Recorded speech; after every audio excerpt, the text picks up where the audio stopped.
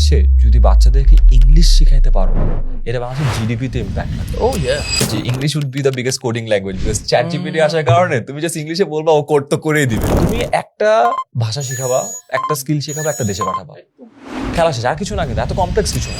So, আমরা এখন এই বছর যেটা ফোকাস করছি, অন্য সবকিছু বাদ, আমরা ইংলিশটা একদম পারফেক্ট করতে পারি কি, একদম পারফেক্ট। ইটস লাইক একাডেমিক্স, আমরা একাডেমিক একদম পারফেকশনিস্ট লেভেলে নিয়ে যাব।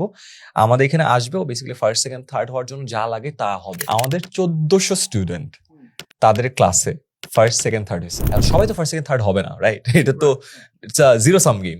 বাট ওইটার সব এলিমেন্টস আমরা দিব, আর ইংলিশে একদম ডেপথে যায় ওই জিনিসটা করবো। বিকজ দিন শেষে যে এখন একটা কথা বলতেছি, English would be the biggest coding language, because ChatGPT আসার কারণে তুমি জাস্ট ইংলিশে বলবা, ও কোড তো করেই দিবে।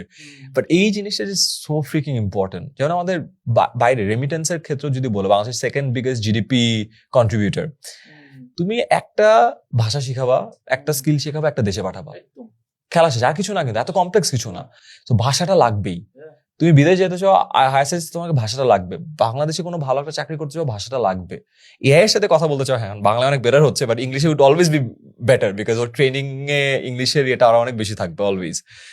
এইটা যদি শেখানো যায়, we can bring a huge impact.